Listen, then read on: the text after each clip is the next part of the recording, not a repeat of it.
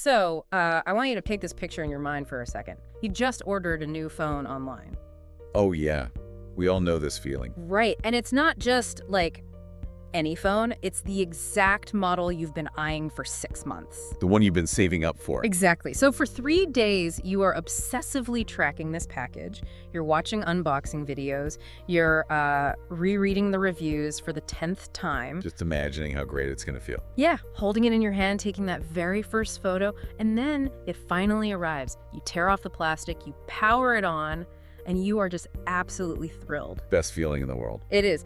But then, fast forward exactly 1 week, you reach into your pocket, and I mean, it is just a piece of glass. Yeah. The phone didn't change at all, right? The screen is just as bright, the camera is just as sharp, but that, like, electric, obsessive excitement, it has completely vanished. It just evaporates. And I think the really strange part isn't even that the thrill fades, but how reliably we forget that it's going to fade. Yeah. Like the next time we want something, we fall for it all over again. I used to think I was just uniquely ungrateful when this happened. I'd catch myself holding this amazing piece of technology and just thinking, like, is this it? Why can't I just appreciate what I have? Which is such a common reaction, honestly. It is. But today, we're doing a deep dive into the architecture of human satisfaction. We're looking at a huge stack of data today, neurobiology, behavioral economics, Daniel Gilbert's work, and that famous 80-year Harvard longevity study. It's a fantastic collection of sources. Because our mission for this deep dive is to basically solve this massive universal mystery. Like, why do human beings keep chasing happiness but never actually seem able to hold on to it? Well, the quick answer there is that the sudden drop in excitement isn't a personal flaw. It's not a lack of gratitude at all. It's not. No, it is a highly successful, aggressively optimized evolutionary feature. You are quite literally wired by millions of years of natural selection to be, well, perpetually slightly dissatisfied. Which, I mean, that sounds like a biological scam. It really does.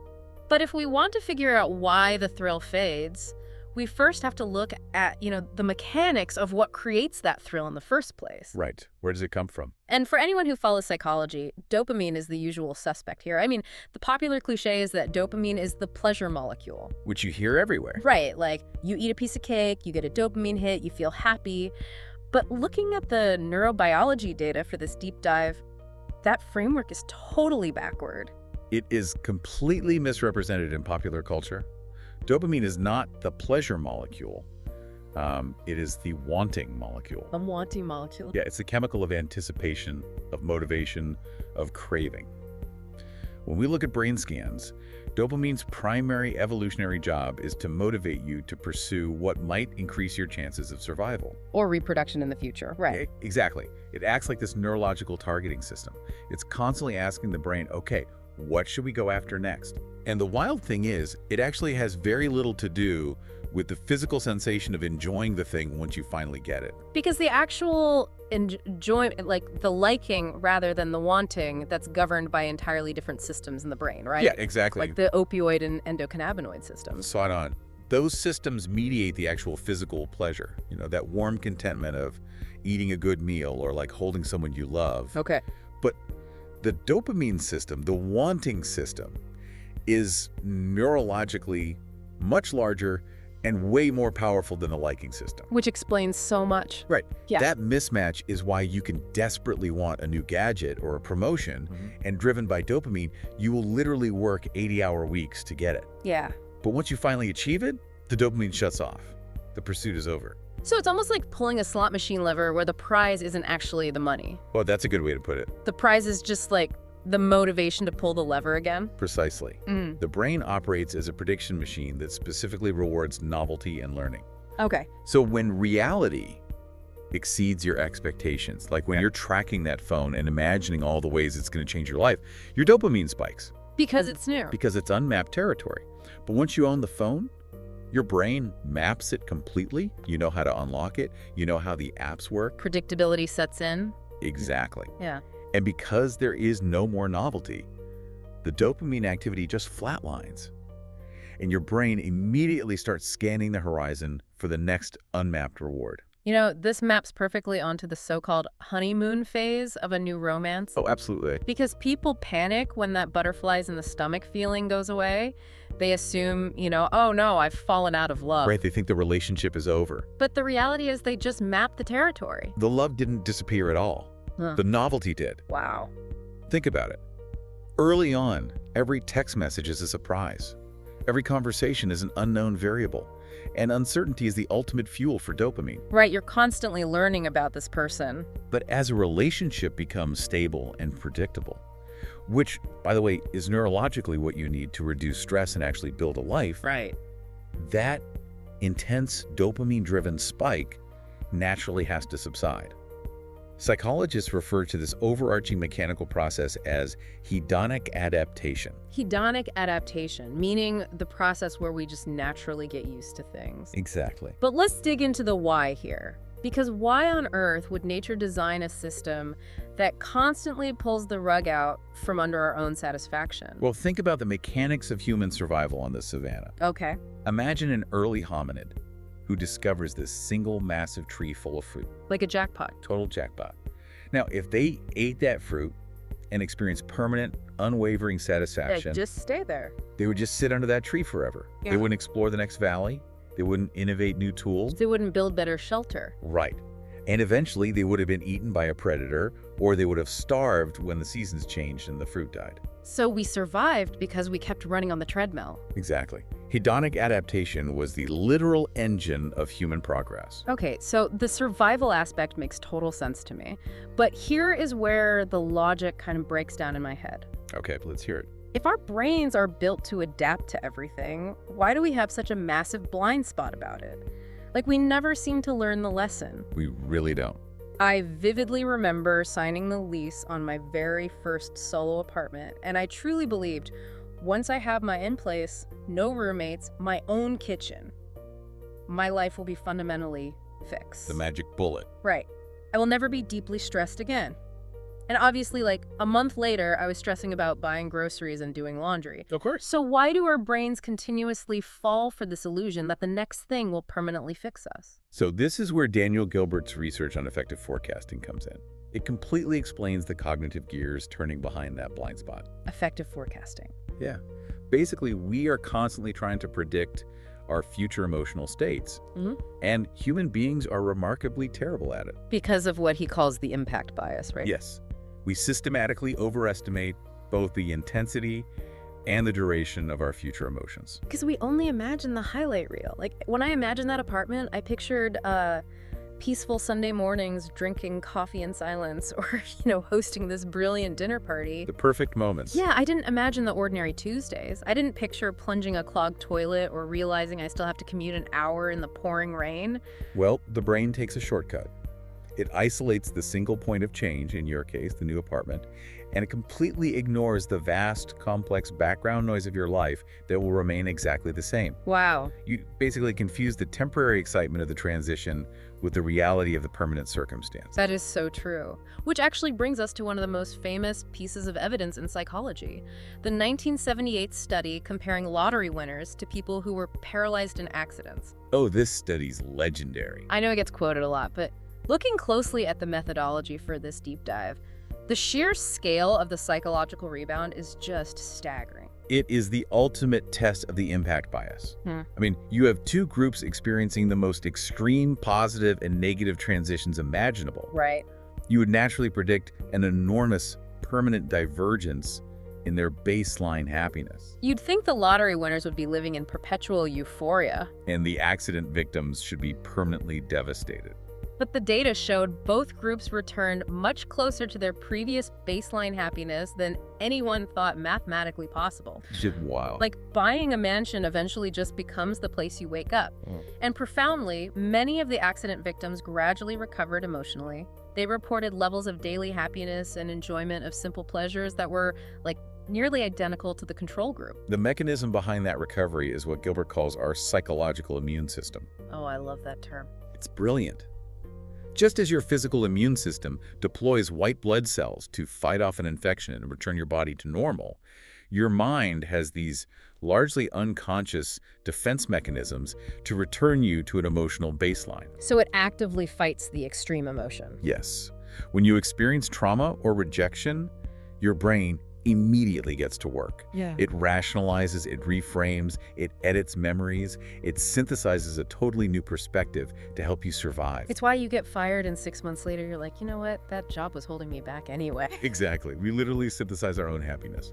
But the brutal catch of the psychological immune system is that it works in both directions. Yep. The exact same cognitive machinery that ensures we survive grief and trauma by pulling us back to the middle, it also ensures we recover from joy. It metabolizes the lottery win just like it metabolizes the job loss. It treats extreme joy as like a deviation from homeostasis, and the brain always wants to return to a stable baseline. Always. But let me push back on this a bit, though, because I understand the biological treadmill. I get the brain wanting a stable baseline. Sure.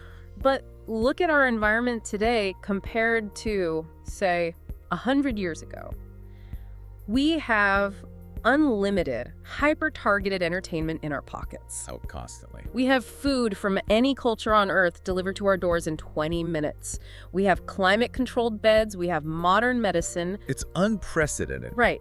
Given the absolute mountain of dopamine-triggering conveniences we have, shouldn't we be at least slightly happier, on average, than our ancestors who were living in the dirt and fighting off predators? See, you're pointing to the exact reason why the modern environment is actually causing a crisis of satisfaction. Really? A crisis? Yes, because our biology hasn't changed in 50,000 years, but our environment has changed drastically. Right, the savannah versus the smartphone. Exactly, and the neurobiology reveals a concept known as the shifting reward threshold. Shifting reward threshold. Yeah, in the ancestral environment, experiencing a massive dopamine spike like finding honey, or securing a major hunt that was incredibly rare. It's a huge deal. But today, you are flooded with artificially potent dopamine triggers every single minute. The infinite social media scroll, the streaming algorithms engineered to autoplay, the hyper-palatable processed food. So the brain is constantly overwhelmed by these unnatural peaks. And the brain defends itself against that overwhelm. When you flood the system with that much stimulation, the brain physically adapts by downregulating its dopamine receptors. Meaning it literally dulls the receptors. It essentially removes the chemical catcher's mitts to protect the circuitry from burning out, and by doing that, it violently raises the threshold of what feels normal. Oh, wow. So the baseline skyrockets. Yeah. So if your brain is accustomed to the hyperstimulation of a new TikTok video every 3 seconds, an ordinary conversation with a friend or like reading a book starts to feel agonizingly boring. Exactly. Yeah. You've chemically numbed yourself to everyday pleasures. Yesterday's extraordinary excitement literally becomes today's bare minimum just to not feel depressed. That is terrifying. And then you throw the modern scale of social comparison into the mix. Oh, social comparison makes it so much worse. Because historically, you only compared your status to, like, the 50 people in your hunter-gatherer tribe. Right, your immediate neighbors. Now, thanks to the internet, I am comparing my ordinary Tuesday morning reality to the curated, filtered, mathematically optimized highlight reel of a billionaire on vacation in Dubai. You're constantly measuring your behind-the-scenes footage against everyone else's marketing campaign. That is such a good way to put it. And we have to recognize that the modern consumer economy is entirely built on exploiting this specific neurobiological loop. Right, because if customers actually reached a state of permanent satisfaction with their purchases, the global economy would stall overnight. Advertising rarely tells you straight up that you have enough. The underlying message is always that your current life is slightly inadequate. But this next software update, this next car, this next pair of shoes, that will finally bridge the gap. You aren't buying a product. You're buying the promise of a fundamentally better future self. The finish line is intentionally and continuously moved just out of your reach. Because a satisfied consumer isn't a profitable one. Man. So if our biology is hardwired to make the thrill fade and our brains naturally misjudge what will make us happy in the future, and modern society aggressively weaponizes this entire cycle to sell us things. It's a lot to stack against us. What are we supposed to do? Like, it feels like playing a game where the code is written to ensure you always lose. Well, it only functions as a losing game if you assume the goal was supposed to be permanent happiness in the first place. Oh, wow. Yeah. Which brings up the happiness paradox. It's kind of like chasing a butterfly. The more directly you chase it, the more frantically you swing the net around, the more it flies away and evades you. But if you stop, sit still, and focus your attention on cultivating a garden, the butterfly might just land on your shoulder. And the research bears that paradox out completely. Studies show that individuals who explicitly monitor their own happiness, Like constantly evaluating themselves. exactly, asking themselves, am I happy enough today? Did I maximize my pleasure in this interaction? They actually report higher levels of disappointment and anxiety. Because they're obsessing over the metric. Right. Happiness is a terrible primary target. Yeah. Functions much better as a byproduct. A byproduct of meaning. Yes. This completely reframes the conversation. In the data we're analyzing for this deep dive, Viktor Frankl's work in Man's Search for Meaning totally inverts the modern obsession with feeling good. It's such a profound shift in perspective. Because Frankl was a psychiatrist who survived the Nazi concentration camps, in the absolute darkest, most brutal conditions imaginable, stripped of every conceivable comfort, pleasure, and autonomy, he observed something profound about human architecture. What did you find? He realized that humans do not primarily need happiness to survive. They require meaning. Exactly. Frankl noted that the prisoners who survived often had a deeply held why to live for. Right? It might have been a loved one they hoped to reunite with, or an unfinished piece of scientific work they felt uniquely called to complete, or even just the daily responsibility of helping their fellow prisoners endure. Frankl proved that meaning can exist and can physiologically sustain a human being even in the complete and total absence of pleasure. Yes. He famously adapted Nietzsche's idea, stating that those who have a why to live can bear almost any how. The crucial distinction there is that pleasure asks, what feels good to me right now? It's very immediate. It is entirely present-focused and internal. But meaning asks, why does this matter and who is it for? Meaning often involves delaying gratification, embracing difficulty, focusing externally. And unlike pleasure, which fades rapidly due to hedonic adaptation, meaning actually accumulates. All right. If you spend a month helping a close friend navigate a terrible medical crisis, you aren't experiencing pleasure. No, not at all. Your dopamine isn't spiking. It is stressful, it is exhausting, it is heartbreaking. But years later, that month remains one of your most deeply fulfilling memories. It has weight. Which leads us directly to the physiological evidence of what actually gives a life weight. The Harvard study of adult development. The gold standard. I know anyone interested in psychology is familiar with the headline of the Harvard study that relationships are the key to a good life. But looking at the actual physiological mechanisms they uncovered is what blew my mind. The depth of that study is incredible. They tracked generations of people for over 80 years. 80 years. They looked at their wealth, their career trajectories, their failures, their health metrics, everything. And the data was unequivocal. The greatest predictor of a happy, healthy, long life was not generational wealth. Nope. It was not fame. It was not the number of promotions or the size of their retirement accounts. Overwhelmingly, it was the quality of their close relationships. The individuals who were most satisfied in their relationships at age 50 were the healthiest at age 80. But it's not just a warm, fuzzy correlation, right? Having someone you can call at 2 in the morning when your life is falling apart physically changes your biology. It absolutely does. The researchers found that deep, trusting relationships act as a biological buffer against the world. A buffer. Yeah. When you have secure attachments, your nervous system can properly downregulate, your resting cortisol levels drop, Wow. your allostatic load, which is the wear and tear of chronic stress on your body, decreases. People with strong relationships literally had less systemic inflammation in their blood vessels. So they were co-regulating their nervous systems with the people around them. Exactly. This circles all the way back to the ancient Greek concept of eudaimonia, championed by Aristotle. Eudaimonia. We frequently translate eudaimonia as happiness, but the much more accurate translation is flourishing. Flourishing versus fleeting pleasure. Precisely. Pleasure is the dopamine spike of buying the new phone. Right. It is immediate, it is cheap, and it quickly returns to baseline. Flourishing is about deep engagement with the world. It's about taking care of others, contributing to a community. Mastering a skill, acting with virtue.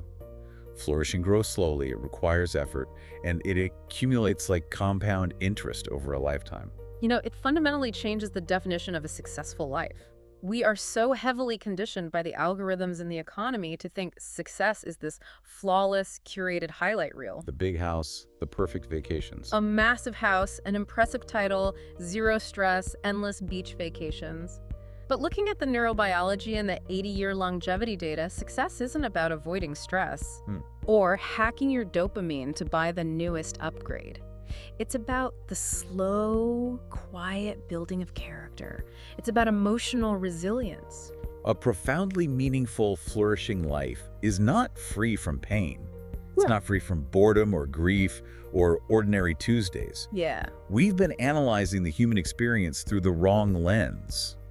The error was never that our biology prevents us from holding on to permanent excitement. Right.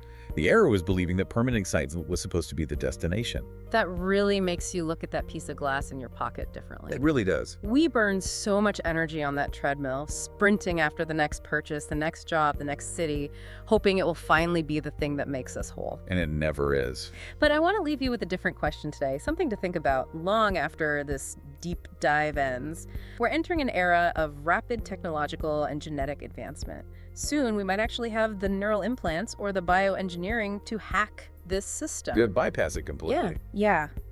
We might be able to permanently turn off the hedonic treadmill and flood our brains with endless, unwavering bliss, completely detached from any real-world achievement or relationship. A permanent engineered high. Right. But if we actually cure the human condition, if we engineer a reality where we never feel that drop in excitement, where we never have to struggle to find meaning in the darkness, and where we never have to rely on another human being to regulate our nervous system, would we even be human anymore? It's a terrifying thought. And maybe the struggle to find meaning isn't the bug in our programming. Maybe the struggle is the entire point.